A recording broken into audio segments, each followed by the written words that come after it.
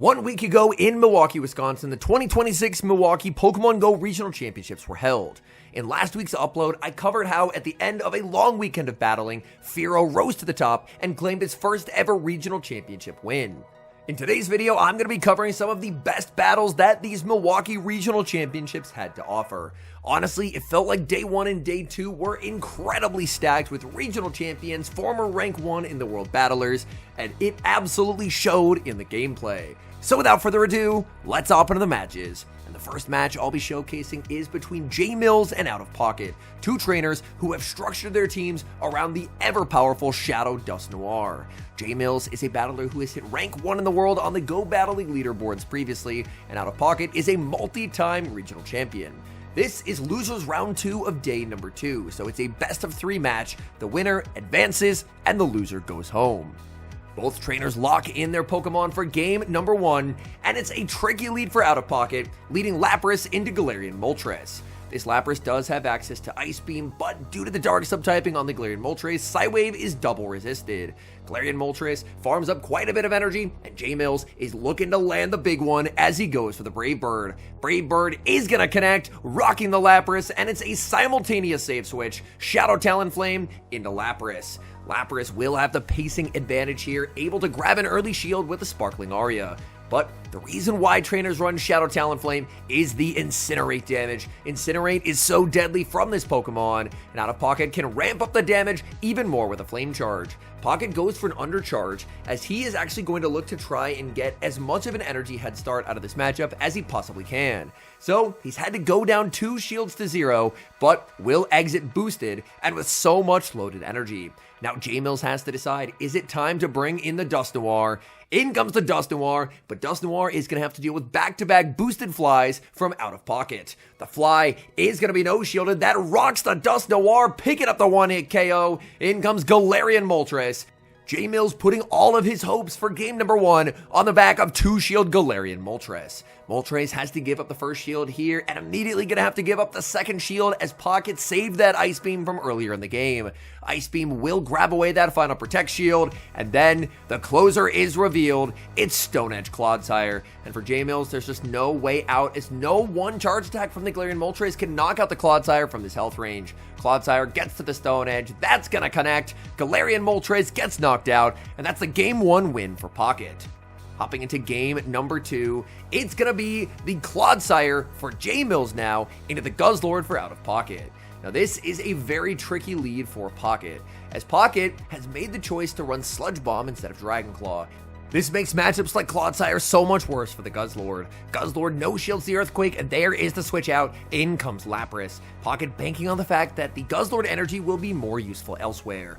A Stone Edge comes out from the Clodsire and an instant no-shield from Pocket. The Stone Edge is going to connect, and J Mills is going to switch out, saving that Clodsire for later and bringing in the Lapras. This is an open team sheet format, so both trainers know that neither one of these Laprases has access to Skull Bash. Pocket will go for the Sparkling Aria. He's hoping to try and burn his switch timer to escape this matchup, and by throwing his second Sparkling Aria, he will be able to do just that. So the switch clock should be up momentarily. In comes the Guzzlord, and Guzzlord's energy will actually do a pretty solid amount of damage to the Lapras. Brutal Swing is going to land. Lapras is going to hang on. Lapras does have the Ice Beam, but will have to shield if it wants to hold on to this energy. So Lapras is going to give up the first shield of the match. There's the switch into Clodsire. And Out of Pocket is able to make the Brutal Swing. This is not a particularly meaningful amount of damage, but over the course of a game, it's all about just trying to get the Clodsire as low as humanly possible. Very nice overfarm by J Mills. J Mills will be able to take the knockout with Stone Edge. Out of Pocket still holding on to those 2 Protect shields. There's the Lapras, but it's very low, so it's going to be Talonflame that gets brought in. Talonflame putting up the shield on the Stone Edge. Talonflame will get a pretty healthy energy head start, but now the big worry is going to be all that energy on the Lapras. Out of Pocket desperately needs one Incinerate to KO. There's the switch into the Lapras. He's going to make it to the Ice Beam, and Ice Beam will threaten big damage onto the Galarian Moltres. Moltres is going to be no shielding. Ice Beam connects. That's devastating damage, and he brings in the Lapras. And it all comes down to this. Out of Pocket goes for the Flame Charge. He's going to be boosting up the Incinerate, hoping that this means that the Incinerate will be enough to take the knockout, and it's going to be very, very close. Out of pocket, he's shaking his head. He does not think it's going to knock out. Sparkling Aria is going to be shielded, and Lapras hangs on. J-Mills will be able to take home this win, as Sparkling Aria will easily knock out the Shadow Talonflame. J-Mills avoids elimination, and we're going to a game number 3. This will be a win or go home decisive game number 3, and it's perfect mirror leads Lapras into Lapras. In this matchup, both trainers are going to be constantly over farming, wanting as much residual energy as possible before they throw the Sparkling Aria. The reason for this is if they throw right away, then the opponent can just no shield and switch out of the matchup, saving that energy for later. But it's a lot harder to switch out of the matchup when your opponent has a charge attack loaded and can immediately punish that and threaten a shield. So both trainers are going to look to stay in this matchup and constantly be over farming. As we take a peek in the backlines, Galarian Moltres and Clodsire for J-Mills, and Shadow Talonflame and Guzzlord for Out of Pocket. Another Sparkling Aria is going to connect. Lapras is at the back-to-back Arias, and now J-Mills has a choice to make. Does J-Mills risk charge attack priority? The Aria is going to land. It's a charge attack priority tie, and J-Mills is actually going to lose it. So J-Mills is going to be no shielding. Sparkling Aria does not knock out J-Mills as Lapras hangs on 1 HP. Can Pocket's Lapras hang on as well? It does. He switches into Guzzlord. It's a simultaneous safe switch. Guzzlord into the Clodsire, and that is a terrible turn of events for Out of Pocket. As Guzzlord, it just can't really damage the Clodsire. No Dragon Claw on the moveset, and Brutal Swing just does laughable damage. Meanwhile, Clodsire should be able to pick up a 2-hit KO with back-to-back Stone Edges. The first Stone Edge is going to land. Guzzlord has already taken quite a lot of damage. Guzzlord will go for another Brutal Swing, but again, for Clodsire, this is just simply not a problem. Clodsire going to look to throw 4 Poison Stings in the move. Out of Pocket knows it, so he's going to fire off the Brutal Swing as soon as he gets it, just trying to lock in whatever damage he possibly can. Brutal Swing is going to land. In comes Galarian Moltres, and that's going to be answered with the Shadow Talonflame. Shadow Talonflame, these Incinerates do a lot of damage, but so do the Sucker Punches. Talonflame going for the Flame Charge, but where did its health bar go? It's already almost into the red HP. Moltres puts up the shield. Talonflame would get another move, but the damage does not register. This forces Pocket to shield if he wants the Incinerate to land. Switch timer not available for either trainer. Pocket clicks the Flame Charge to pressure the final shield, but J-Mills can shield and get the Sucker Punch down. J-Mills has a move on the Clodsire. He has a move on this Moltres. This is looking like game over, but the wait and the catch. Out of Pocket with his tournament life on the line. A perfect catch. He catches on that 1 HP Lapras, and back in comes the Guzzlord. J-Mills is going to defer that Dragon Tail onto his Lapras. In comes the Moltres, and he gets the move. This will force away the final shield from Pocket, but Pocket already has the Brutal Swing loaded. The Clodsire in the back has a charge attack, but it will not be winning charge attack priority. There's the Fist Pump from Out of Pocket. What an incredibly well-played series across the board. And in this heavyweight bout, it's Out of Pocket who's going to be advancing to Losers Round 3.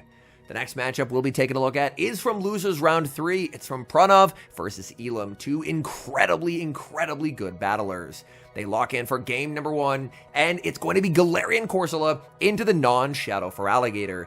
Elim's choice to bring the non-Shadow Feraligatr paid off for him in many of these matches, and he makes a very interesting choice. He's looking to try and get as much residual energy as possible before throwing a move. Corsola just throws the Nightshade, just looking to try and pressure a shield, and now Elim will return fire with the Hydro Cannon. Galarian Corsola more than happy to absorb a Hydro Cannon of damage, and it cannot get farmed down as well, so this is actually going to force the Feraligatr to throw the Hydro. Prunov more than happy just to sacrifice the Galarian Corsola because he's looking to sweep with the Murkrow. There's going to be a pivot into the Fortress, a banking of the move, and in comes Stunfisk. Stunfisk going to be hit with super effective Sand Tombs, but Sand Tomb is an incredibly weak move. It does, of course, come with a guaranteed defense drop onto that Stunfisk, but Stunfisk still doesn't mind. In the back, Elim has Credilli, which has a very favorable matchup against that Murkrow. However, the Murkrow has a charge attack banked, and the Murkrow, unless a shield gets used on the Stunfisk, is going to be up a shield. So that Murkrow could be a big problem. Mud Bomb is going to connect. Stunfisk going to overfarm quite a bit, going for another Mud Bomb, looking to take the knockout. This is going to be very close. Can Fortress hang on? Mud Bomb lands. Fortress is going to hang on, and Fortress does get farmed down. In comes Credilli. Credilli going to be immediately chipped with the Mud Bomb, and now it's going to be the Murkrow show. As Murkrow will immediately be switched in. Murkrow has so much residual energy. Murkrow going to farm up and fire off the Drill Peck right before the Rock Tomb is available. For Elim, the only source of fast move pressure he has in this game remaining is going to be these acids from Credilli. The good news for Elim is that with this Rock Tomb debuff, the Murkrow will not be able to take a knockout with Drill Peck, but instead it's probably going to need a second Drill Peck, or it's going to need a lot of farm. Prunov is going to play to the Charge Attack priority tie, hoping against hope that Drill Peck will knock out, but thanks to the debuff, Credilli will hang on, and just like that, both shields are gone. The Murkrow is also double debuffed as well, and that is a problem. Prunov is going to switch out, sending in the Stunfisk, if for no other reason than just to reset the debuff. In comes Feraligatr, that's going to lose Charge Attack priority to the Murkrow, and now it's going to be a race. It's not going to be Charge Attacks, it's going to be fast moves. Acid versus Peck, who's going to take home the win, and the game ends in a tie. In a tied game, neither trainer gets the win, so we're still at 0-0 for game number 2. It's going to be the Murkrow for Prunov into the Credilli for Elim, a matchup that at this point we are very, very familiar with. Elim has once again brought that Fortress, and he will put up an early Protect Shield on that Credilli, recognizing that Murkrow is just an absolute terror to deal with, and being able to apply debuffs onto the Murkrow will hopefully help make his life quite a bit easier later on. For Prunov is going to try and go for a Charge Attack priority tie once again, but Elim this time not going to fall for it, as Elim knows due to the debuff he can survive the Drill Peck and just look to overfarm. So Credilli will do just that, but there's the catch onto the Galarian Corsola. This is a great turn of events for Prunov, as Prunov gets to save the Murkrow with some energy and reset the attack drop. But Elim is going to re-bank that Rock Tomb for later and send out Feraligatr. Feraligatr already has nice bulk. Pair that with the fact that this is a debuff to Nightshade, and this is a very easy no-shield for Elim. Elim will have to throw the Hydro Cannon, as the Nightshade was almost available for the Corsola, and this should be enough to secure the knockout onto the Corsola. Corsola no shields and does get KO'd. In comes the Murkrow. Murkrow winning Charge Attack priority over Feraligatr, and this is a very crucial moment of the match. Elim no shields, down goes Feraligatr, and out comes Fortress. Fortress going to be answered with the Corviknight, and this is normally a nightmare matchup, but Elim has teched for this exact moment. Look at Corviknight's health bar. Corviknight normally only takes 1 damage per bug bite, but Elim is actually dealing 2 damage per bug bite, which implies that he could be running a higher attack Fortress. Fortress has already applied 1 debuff. Fortress puts up the shield and gets it right, as the payback does get shielded. Now he's going to try and race to the Rock Tomb, but he will get outpaced, meaning that a payback at -1 attack is still guaranteed to land. There is still that Charge Attack loaded on that Credilli if it's needed, and it's definitely going to be. Another Rock Tomb is going to be launched at this Corviknight. Corviknight puts up the shield, but now Corviknight is in trouble. Elim farming up. When does he go for the snipe? And there it is. He gets the snipe. He's going to be taking the knockout. But the game is far from over. Can Prunov get the farm down? It's going to be close. Prunov exits with a move. Will Bug Bite snipe him down? No, it does not. And Prunov is going to take the 1-0 series lead, as close of a first 2 games as you could ever possibly get.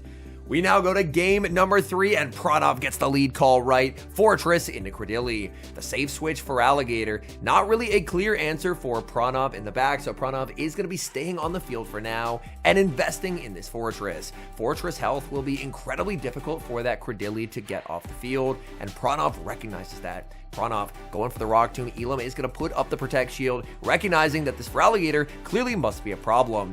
In comes the Murkrow, and this is going to be a tough call to make for Elim. Elim is full sending. Prunov is thinking about it. Does he call the bait? No, he puts up the Protect Shield at the absolute last second, and that is the advantage in this matchup that Prunov needed. But Elim, his switch timer's up. He's able to preserve the Feraligatr with energy and now send out the Fortress. Fortress will not appreciate the Drill Peck. That is quite a lot of damage, and the Murkrow is going to do a really nice job of overfarming. It's taking so much damage from these bug bites, but Drill Peck will be taking the knockout.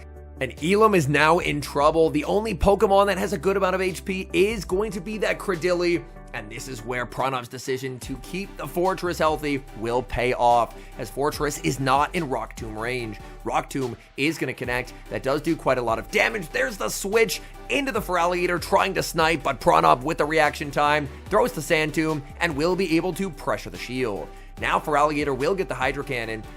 Elim is going to go for an undercharge. He's going to need the energy head start on the Credilli, and that is a beautiful undercharge. This will give a 1 acid head start to the Credilli, but unfortunately, there's a Murkrow with a loaded Drill Peck, and this is going to remove almost his entire health bar. The Drill Peck is going to land, and the reveal in the back is Corviknight, and there's just nothing that a low health Credilli can do. Prunov gets to the Air Cutter, and he's going to take this series 2-0, a thrilling series, including a tie and 2 1 HP games.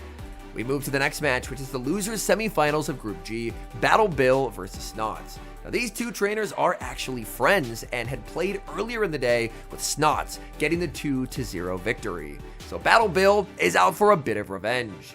The leads are set for game number 1, and it's Altaria into the Galarian Corsola. This is a very nice matchup for Battle Bill, as Galarian Corsola is obviously able to absorb these Sky Attacks no problem, and return fire with hard-hitting Power Gems. Sky Attack, instant no shield from the Corsola. Corsola going to look to immediately undertap the Power Gem, trying to lock in some damage onto the bulky Altaria. Altaria is going to be no shielding, that Power Gem connects, and there is an aggressive save switch into Dusclops. Dusclops farming up quite a bit of energy, and Battle Bill banks energy on the Corsola and sends out Credilli. Credilli going to be hit with super effective damage. Battle Bill doesn't know it yet, but this is going to prove to be a very pivotal moment in the match, because there's a Shadow Scizor in the back for Snots, and this Credilli would get absolutely destroyed.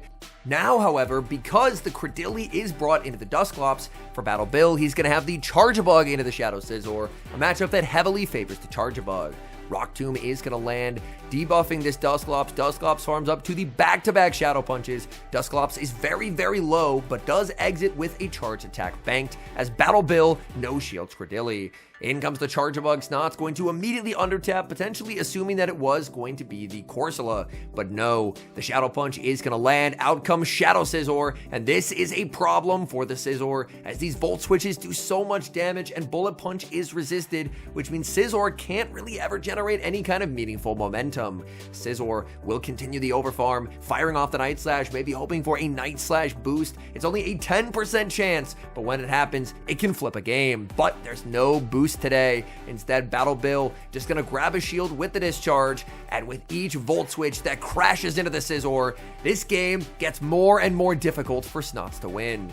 Battle Bill going to be putting up the final shield. He recognizes how valuable this Charjabug is. In comes Altaria, answered with the Corsola, and Corsola is able to outpace. Corsola gets to the Nightshade, but this could be the opening that Snots needs. If he can farm down with the Scizor, he can win the game. It's going to be a close one. Scizor does not get the farm down. Snots almost found the win con. Had he got that farm down and exited with the move, he would have won, but he does not. It's a simultaneous knockout. Charjabug KOs the Dusclops, and that's a game 1 win for Battle Bill. Hopping into game number 2, a much better lead for Snots, as he leads Altaria into Charjabug.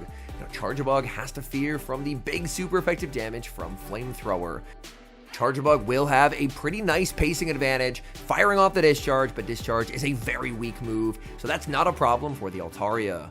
Altaria, very nice overfarm from Snots, going for the Flamethrower right before Discharge number 2 is available. Flamethrower is gonna land, charbroiling that Charjabug, and out comes Murkrow. Murkrow could be a bit problematic for this backline. Snot's gonna stay in, throw the Sky Attack just to pressure a shield, and now out comes Shadow Scizor. Shadow Scizor, unfortunately, immediately under threat. Drill Peck would easily one-shot, so the shield comes up from Snots. Snots' Scizor will outpace, overfarming by 1 and throwing the Night Slash right before the Drill Peck is available. Murkrow will typically win charge attack priority over Scizor, so Scizor has to throw first. Scizor gets the final shield. Now Snots has to decide, is it worth burning the final shield on Scizor? And he says no, because if he shields, he could get comboed with the discharge that is banked on that Charjabug. But this could get a little awkward. He doesn't have a lot of fast move pressure into Murkrow. In comes Dusclops. Dusclops is going to outpace, getting into the Shadow Punch, but a charge attack priority sack swap What a play from Battle Bill. Battle Bill catches the move, wins the CMP tie with the discharge, and now Snots is going to completely undercharge this move. That should set up a 2-hex head start for the Dusclops, which is pretty nice as he only has to take 1 Volt Switch. It's Credilli in the back for Battle Bill, and this game is going to be a very close one. In comes Credilli, and the entire line has been revealed for Bill. Bill is 1 off a move on Murkrow, so his game plan in this moment is pretty straightforward. Grab the shield with the Rock Tomb on the Dusclops, and then try and snipe with the move on the Murkrow. Murkrow is 1 off, so we'll have to switch, throw a Peck, and then the Drill Peck will be available. There's the shield. He switches trying to snipe, but Snots waits the turn, gets the catch onto Altaria, and just like that, Snots avoids potential disaster. Back in comes the Dusclops. Dusclops overfarming as much energy as it possibly can, and Shadow Punch, although resisted, will be enough to knock out the Murkrow. It's going to be a race to the finish as in comes Credilli. Credilli immediately pressured by the Ice Punch. Will Ice Punch be enough? The answer is no. Credilli trying to get to the Rock Tomb, and it gets outpaced by a singular turn. The energy management, the prediction from Snots, spot on as he gets this game number 2, and we're going to a decisive game number 3. Terrible lead for Snots in this game number 3, leading Shadow Scizor into Charjabug. The safe switch into the Dusclops. Battle Bill does give an entire free hex to the Dusclops. Dusclops is going to be no shielding foul play, does big damage, going for the Ice Punch. This is super effective damage, but Dusclops' attack is so low that even a glassy Pokemon like Murkrow can barely hang on. Murkrow survives. Dusclops going to fire off the Shadow Punch. Now Bill has to decide, does he want switch advantage? Bill says no. He's going to be no shielding the Murkrow, and now can potentially get an energy head start on the Corsola.